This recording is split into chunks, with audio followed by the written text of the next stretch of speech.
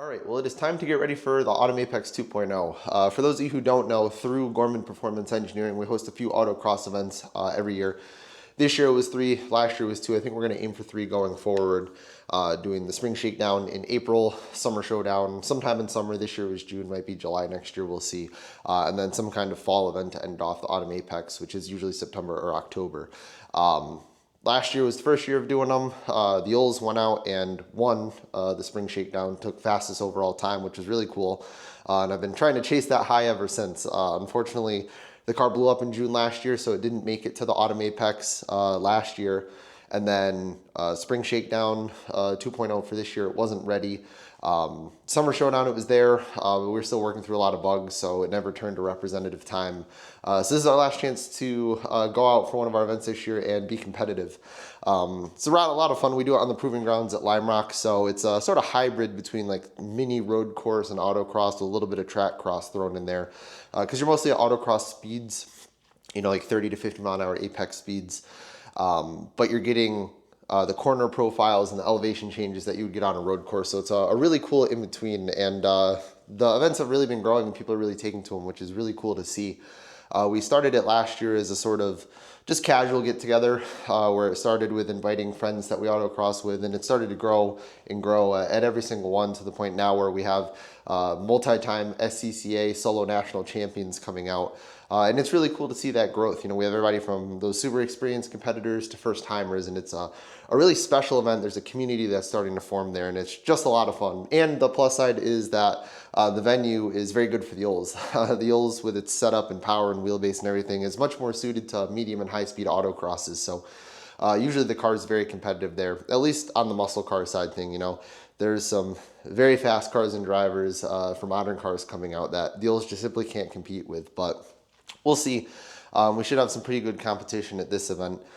So the car's been in a good state. I don't want to jinx it. So we're just kind of going through doing a nut and bolt check, sanity checking everything after the Lime Rock lapping day. But we only have a few more events left with the car this year.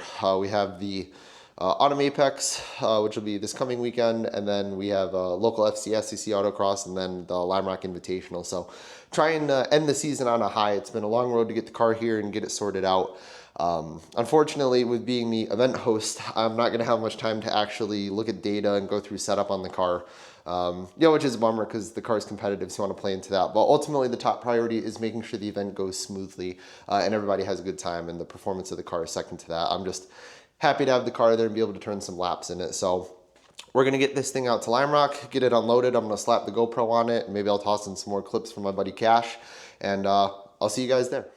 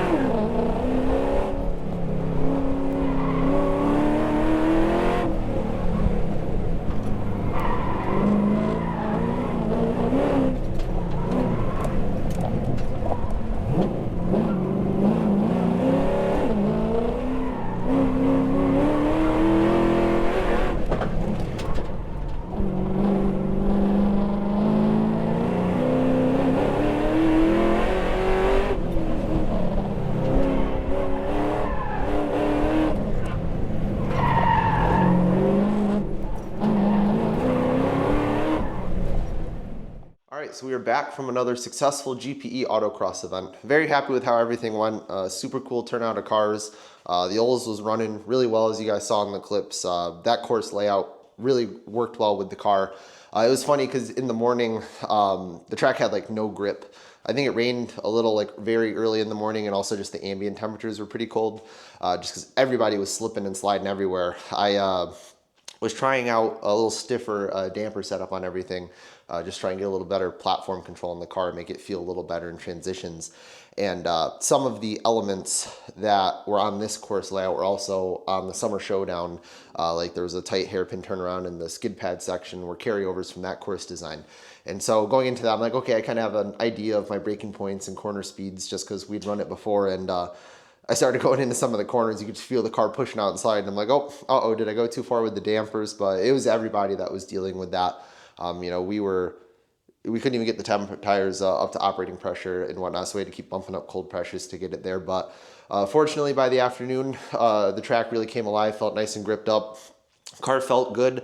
We were dealing with a weird issue with the brakes where, at least for me, it was hitting ice mode in certain spots. Like anytime we were going over a transition or an undulation in the pavement where either we would go over the crest of a hill or come down, which was really, there was a fast right-hander, I think it's technically turn 2, where I was dealing with it. And then also shortly after that, there was a downhill into a little hairpin. It seemed to be mostly just me. I was also the only one who was left foot braking in the car. So very well could have been that I was just getting on the brakes too early before the body was loaded back up. But we'll look through the data and see. I quickly looked through the data when we got back, and it was showing that the rear wheel speeds were significantly lower under braking when that was happening. So the rear brakes are having a lot of bite and the fronts aren't doing as much as they should be, which is interesting. So something's going on with the bias or something there, but I'll have to look into that in the future and see if we can get that addressed before the next event. But aside from that, car ran really good. I was sitting in first place for a while, and then the very fast Ryan King showed up.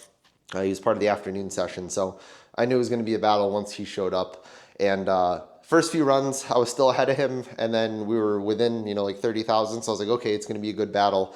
And then he just pulled out 4/10 on me, and I couldn't find the time. Anytime I was trying to push in certain zones, it was just running into the braking issues. And then with the scheduling, we ended up changing the shootout format to just a one-run, finish in and see what your place is shootout.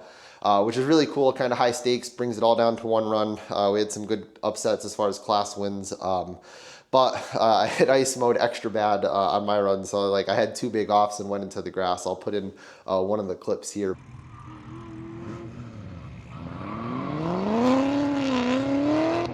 That was actually my slowest run of the day. It was funny, I was slower on that run than I was on my first run on the course ever without ever having driven it. So sucks that that's what the shootout came down to. I think I finished like 9th or 10th in the shootout or something like that. It wasn't very representative of how the car was running, but these things happen when you bring it down to one run. But overall, very happy with how the car did. I want to work on adjusting the throttle sensitivity. That was something that pretty much everybody else who drives the car outside of me complains about, saying the throttle is too sensitive, which I've had more seat time in the car than everybody else, so I've been able to adapt, but it makes it hard to modulate the throttle. So I think I'm going to change the throttle mapping in the Haltech software moving forward.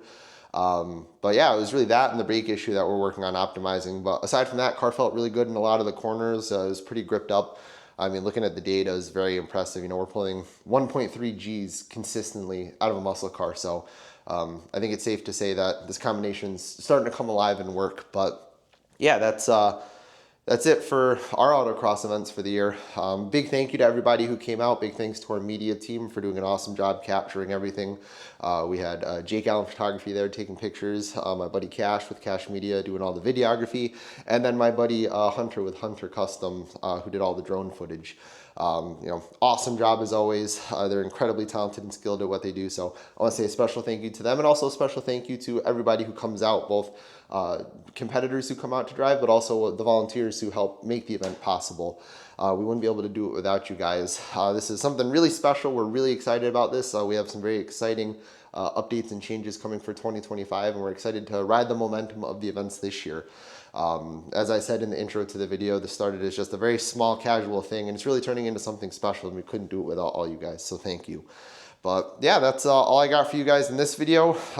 Very happy with how the Ols did. A few small things to tweak moving forward, but the car's starting to show some really good pace. Ryan King is an incredibly fast driver. You know, he usually places top 5 at all the big UMI events in his class, so he's a very good benchmark to get after. So 4/10 is still a pretty big gap in the autocross world as far as pace to someone, but for how little seat time and optimization we've had in the setup, I'm very happy to be there, because that shows us that it's within clawing distance and we can keep pushing forward, and we're very close to where we want the car to be. So that's all I got for you guys with this one. I think the next video is going to be the Autocross Invitational at Lime Rock, which will be probably our last racing event for the year.